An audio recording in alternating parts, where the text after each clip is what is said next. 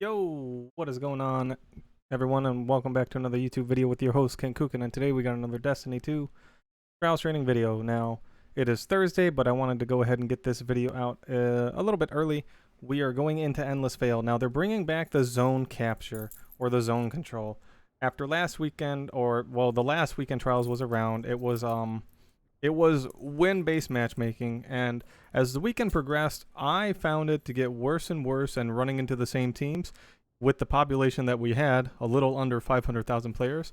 Still, seems like I should not have been running into the same teams over and over and over um, of that skill level. Now, I'm all for, trying to make the matches relatively equal, but now they're going into zone capture, which a lot of people didn't like when it was Wormhaven. Well, it's coming back on a symmetrical map, but not a linear map. All right. So I just want to go over some of the ways, some of the things to pay attention to when you're playing. I would probably say, sorry if the microphone got a little bit quiet. I moved away. Got done shaving recently, and I could not find my hand razor, so I only used the electric razor, and I was just, I guess I got a little beard hair in my mouth for a moment, so trying to get rid of that. Anyway, we're gonna dive in here, and we're gonna take a look at probably the ways to set up this map. Now, normally I would say, when you play this map, the two lanes you probably want to play for are going to be the mid lane and the outside lane.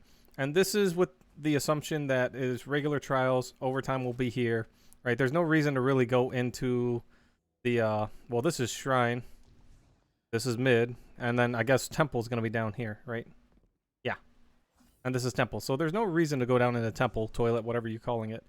Under normal circumstances, unless you're trying to buy time. So when the capture zone is in mid, which is probably going to be pretty much just dead in the open, right? And then we have capture zone at B, right? I think the normal way to play this map will be to play probably just the mid lane and the outside lane for two of those spawns, right? If it spawns in mid or if it spawns at shrine, just play those lanes normally, right? I would send maybe someone down here that snipes or someone that wants to contest this lane, and probably someone that's going to contest this lane.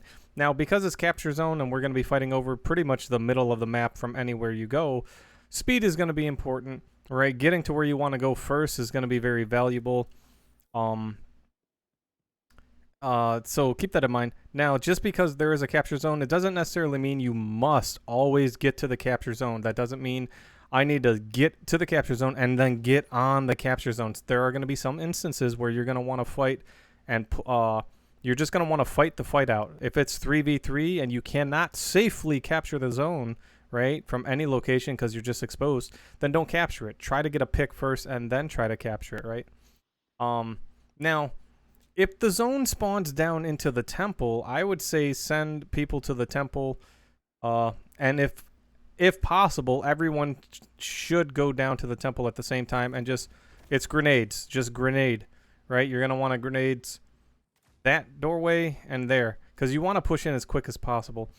Would I split the team? Maybe I could send one person this way, and if they say, hey, I got like one person contesting me here, or two, right? Then the teammates down here, let's say you have two down here, and my teammate goes to the middle and said, hey, I got two in the middle, and there's one guy challenging. It's like, all right, let's push. This is a one. This is one guy. And we're gonna push him out. We may not necessarily chase him down, but we'll push him out. And now the other teammate can fall back, or if they're uncontested, they can come from this side. It's dangerous to come from there, but it's probably gonna be necessary to get in to this area. You only have 3 angles to go from. Titan shields can be very big of a nuisance. Ice walls for non-ice classes can be a big pain to deal with, right? And I would be worried about snipers just sniping you from angles you're not waiting, you're not ready for. So keep that in mind. You could have snipers way back here looking to catch you, not paying attention, right? And you go looking for, someone and they catch you. For all I know, they're going to put an ice wall up on this thing and be posted up here so they could see a higher angle. And maybe they're going to try and snipe you, right? Or finish you off with a scout rifle or a grenade, like lightning grenades, spike grenades. anything that people can throw on walls and have them stick to walls. Those are going to be very valuable. This grenades in general down here is going to be very valuable because when they try to take cover, you're just going to, you throw a good grenade right about there and that'll push them away, to this side and maybe expose them to someone over here, right? So you probably will want the mid lane. So most of the time, I guess I would say you probably want to control the mid lane every round as often as possible. And if not, control it from here, get into the mid lane, right, and make the enemy have to work for their kill. Now if the overtime goes down there and you're pushing up here, be careful because while you're pushing through the cubby, trying to maybe get your health back because you got sniped, and you're trying to fight whatever's here off. They could just ignore you. They could be like, all right, I shot that dude, I'm gonna ignore him, and they could just come down here and start shooting your teammates, and you're not backing them up yet, right? So keep that in mind. But probably try to control the mid lane at all times, because and anyone that's successful at controlling the mid lane, just have them control it like a designated mid laner, and then the other two people will rotate between the outside lane and the inside lane, right? They're either if the zone spawns in mid, you'll still control these two lanes, the outside and the mid lane. If it spawns in mid, it'll be the outside and the mid lane. Because you're not too worried about people jumping up to contest overtime here. That's not going to be a big deal. And then, if it spawns down there, you'll send two people down there. So I would say a good sniper or anyone that could just control the mid lane really well is going to be very valuable this weekend. With that said, once again, like I said, speed is key. Getting to areas first, so be wary of Dawn Blades, hunters that have, high mobility, stompies, and all that good stuff that can, jump into positions quickly. Any warlocks that blink could be, getting to the lanes first. Watch out for obvious, snipers on this wall if this is still a thing. Watch out for snipers posted up on the, boom, right here. Watch out for them. They could also be right here looking to take you out.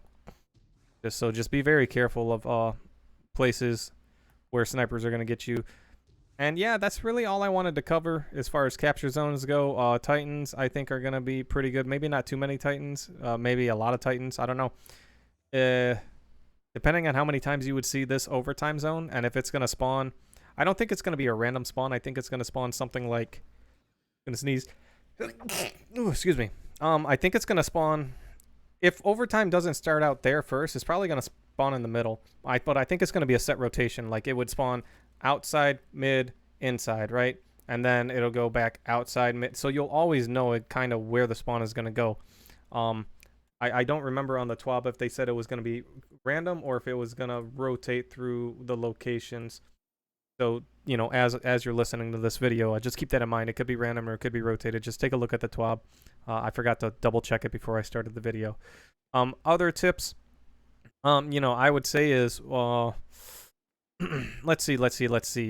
So let me cover the mid lane real quick. Let me break it down a little bit, give you a little bit of breakdown, because I don't know how we're all going to play this weekend. I don't know what classes I'm going to be seeing, subclasses and whatnot. So you spawn up, you want to go to the middle, challenge the middle, pull out hand cannon, scout, pulse.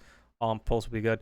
Bow, sniper, right? You have two people here, or maybe even one person here. You're kind of fighting for the middle. I wouldn't necessarily say a bow user, even with an empowering rift. If I wanted to rock an empowering rift and a bow and set up, that's going to take me some time, right? But you kind of want to fight here, and you got to watch because they could see you from down there and snipe you. You kind of want to watch out, right? And anytime you get sniped from an enemy, especially if an enemy's slide sniping and they do it once, twice, if they do it twice, just anticipate the slide, maybe not take the lane, maybe just, all right, I'm not going to contest them, so maybe you want to cut this corner right here, and the shade step. You just want to shade step. I wouldn't slide around into the open. Maybe you do. Maybe you want to slide shade step into the middle, or you run high traction, right? And you just cut and shade step in.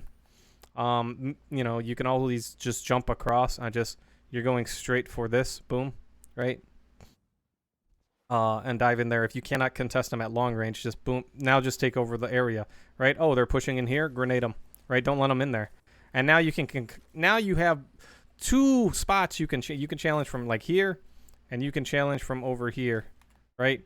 You just got to be careful that if your teammates aren't contesting from the top of B, right? And they're not, an enemy could be standing down here, and if you walk out into the open looking to, shoot someone from the cubby, right? If you take too long, they could shoot you from there, or they could just shoot you in the cubby, or throw a grenade in the cubby, or anything like that. So keep that in mind. Paying attention and knowing what your teammates are doing and how they're operating. Well, communication is big, but if they're not communicating, knowing what they're doing, or how they're going to play the round, if you play with them often, it's going to be very valuable. And that's how I would play. That's how I would play this. You could also play, around this too as well, for cover, right? And then if no one challenges you here, you can always look out down there. For the most part, and then you can see some people from here, right? Get some shots in. Maybe you want to drop down and look. If I was gonna drop down, I would probably drop down on the same side the enemy's on, right? So if the enemy's on this side, I would drop down from this side, right? If they spawn there, I would drop down, because that way, if I drop down from here, there's a chance I'm dropping into someone already looking at me, and it could be multiple people if they pushed in far enough. So if I drop down from here, I might be lucky enough to, now I can, there's a guy there, and now I'm in a 1v1, right? I have another video, how to use scout rifles. It's a very short video. The thumbnail has me on Bannerfall. It's like a 2-minute video, right? And it's how to contest and pull people into 1v1s, right? From range, right? So now I'm slowly pushing out. It's like, okay, boom, kill that guy with a sniper. And now I'm looking for the second guy. The second guy's either at the back or they're already rushing me, and I'm going to have to be ready to jump out of the way. And that's how I would kind of contest the middle.